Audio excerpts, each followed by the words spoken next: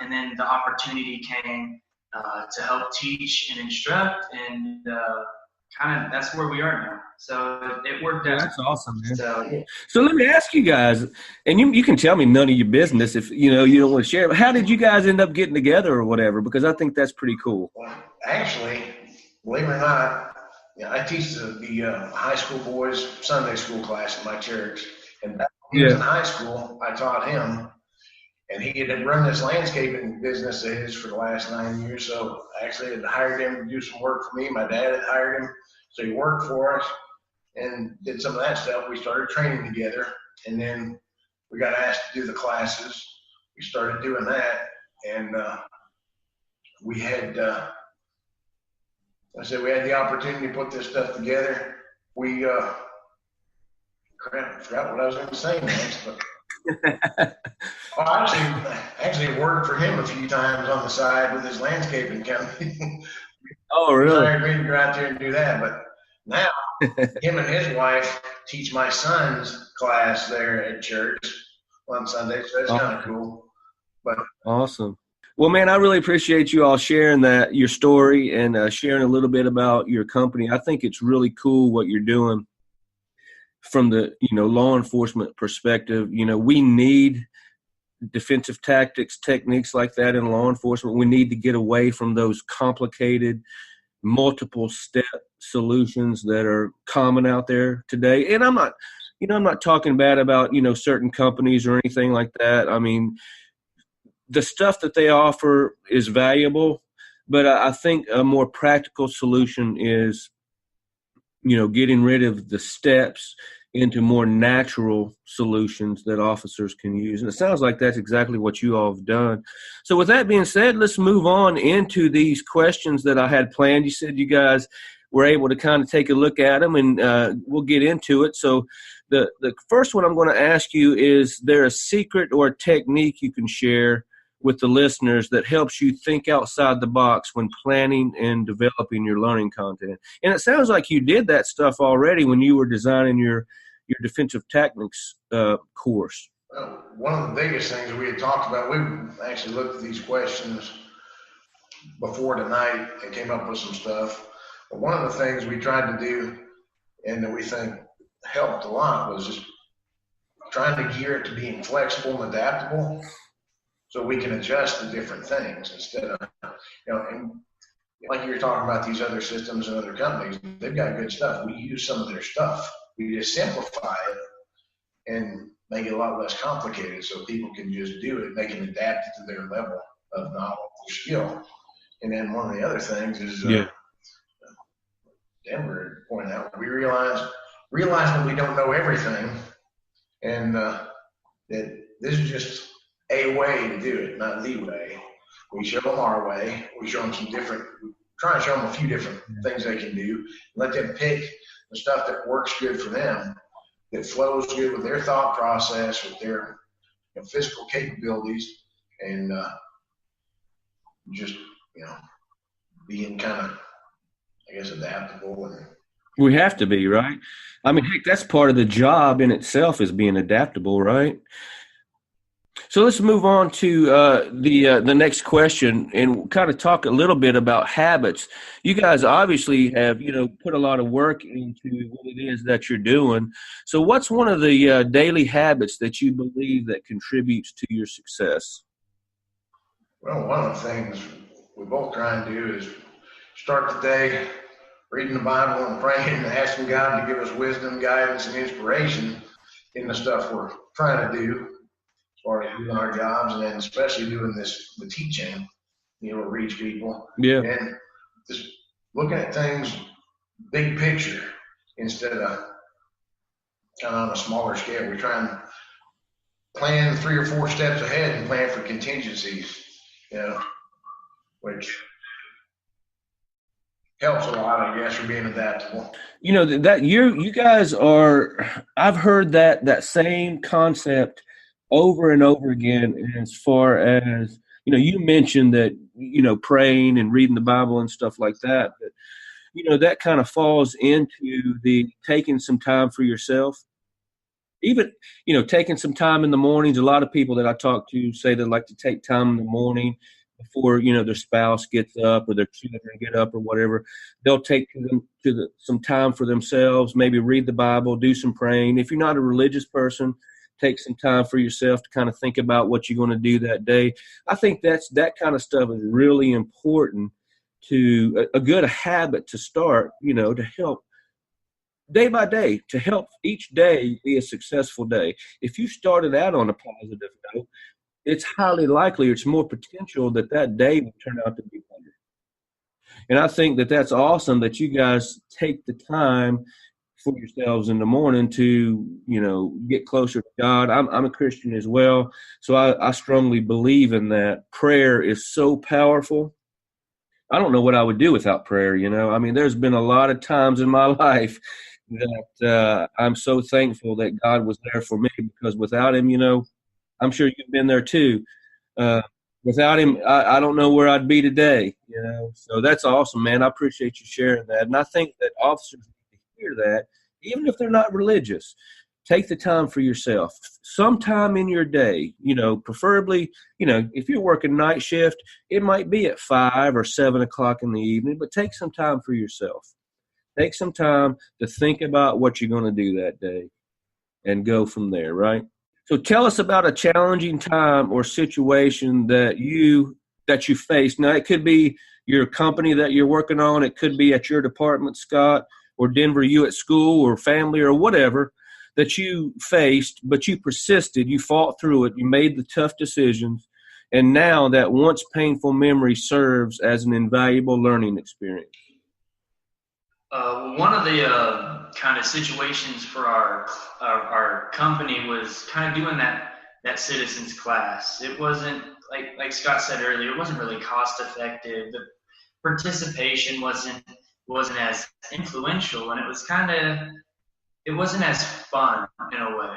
And it was kind of sometimes it was kind of hard because the people aren't really getting a lot out of it. And you're like, are we really doing a good job? They don't seem to enjoy it. Are we really doing the best that we can do? Or what are some things that we can do to tie in that they might, like or need? So that was a kind of hard time because, people don't really want to commit to a long time to do it, but at the same time, it's not something you can just learn one day. And, that was definitely kind of hard because, like I said, it was kind of sometimes it was just, are we doing what we need to do because get out of it? Then when we had the opportunity to actually teach agencies and at the spring conferences, it turned really good, and that was kind of the upside. That this is what we're called to do. This is definitely we're getting more out of it. I'm not saying that we have to get stuff out of it, but we're getting people are enjoying it, and we can tell that sticking with it there, going to teach agencies was really what we needed to do to get the participation out of it. Because, citizens don't really think on a daily basis of, I might have to fight for my life today. They're in their own little world, and they think nothing's ever going to happen. So being able to teach agency kind of really, in a way, revived it and made it a lot more enjoyable. And for me personally, made me want to do it a lot more. Meeting the people there and just having those relationships built was definitely a lot better than the citizens class. I mean, don't get me wrong, the citizens class it had its moments. It just, you didn't get the participation as much as you when we go out and teach actual agencies. They enjoyed hearing information. They just thought it was interesting, but when it came time to do it, they're like, can we talk more? Yeah. Yeah. Yeah. And you bring up a really good point when you talk about that. We as instructors, if we're teaching something and it's not well received, actually that's kind of less enjoyable, right? If we're trying to teach, like I can give you an example, and you probably could relate to this, Scott, teaching an in-service class. Oh my goodness. Yeah. I mean, you have some classes that come in there that are happy to be there. They're engaged. but some classes will come in and they do not want to be there. They don't pay attention. They'd rather be on their phone the whole time. They're not taking anything in, and you can tell it's a different atmosphere in the training room. It's less enjoyable for us as instructors. And I think that kind of bleeds. Tell me if you agree or disagree, but I think that kind of bleeds over into our performance as well. Because if we are, facing that kind of a student or whatever, we may have a tendency to rush through the material or something like that. Not necessarily skip things, but maybe rush through the material and not give our best in presenting the material. I don't know. I think that it does weigh a lot on, what we do as instructors. But, the thing about it is you guys realize that what you were doing when you were teaching the civilians that, they weren't necessarily receptive. They weren't getting out of the training that you thought they should get out of. So you moved on, and now you were able to figure out, okay, this is where we need to be. But I did want to ask, when you were talking about that, Denver, I thought it was interesting, or I was wondering, I'm thinking, I wonder why what's the difference there?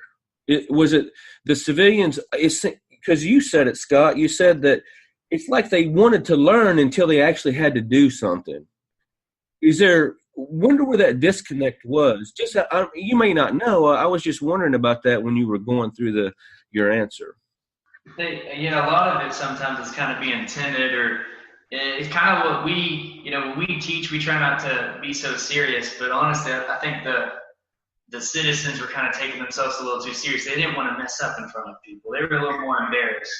And while we're in class with a lot more police officers and stuff like that, you're brothers, and you have that bond that's a little more forgiving when, you're doing stuff. You might not do it as well as you think you can, but no one's going to judge you well. I feel like the citizens were a little more like, I don't know this person next to me. They might not think I'm as, I look really strong, but I don't know how to punch right, so it doesn't look as impressive. So that's just one thing I was. Yeah, I just thought that was an interesting thing. It just makes you wonder what the difference is there. So what do you think the most critical skill that you guys as police instructors need to master in order to thrive today?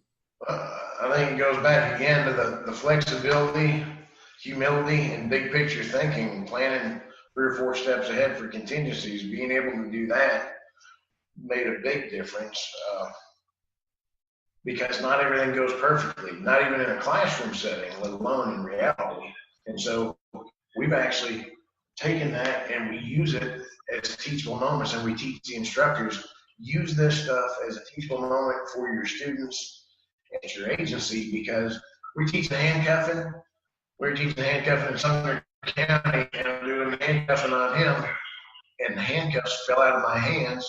When I was putting them on, I dropped them on the floor. Well, can that happen in reality? Yes. Can that happen in reality? Yes. If we're teaching a class and that happens, okay, wait, we'll start over again. That doesn't teach them how to roll with it. So we tell them, hey, if this happens, this can happen. If this happens, this is what you do. And we roll with it and we continue on, just like they're going to have to do in reality. And sometimes now we've taken it where we'll actually make the mistakes on purpose, that we can foresee somebody have happen to them, just so that we can show them, look, if this happens, it's not the end of the world. So something changed, you roll with it, you still have control, you can still do what you need to do, because in reality, this is likely to happen to you. It's like it happened to people. Exactly. It happens all the time, don't it? All the time. And it could be something as simple, like you said, as dropping the handcuffs or whatever it is. Things very rarely go as planned in what we do, especially when you're having to put hands on people. It can change at the snap of a finger in a split second. And having that adaptability is key, man. I think that's good. You want to add anything, Denver? No, actually, that's the exact same thing I was thinking. I completely agree. Like just being able to roll when stuff doesn't go your way, being able to, have a plan already implemented too. If, stuff, doesn't go, having your backup plan to what you're going to act on before it's too late. Yeah, that's really important. I'll ask you guys one more and then we'll wrap it up. When it comes to developing and implementing effective police training, what was the most influential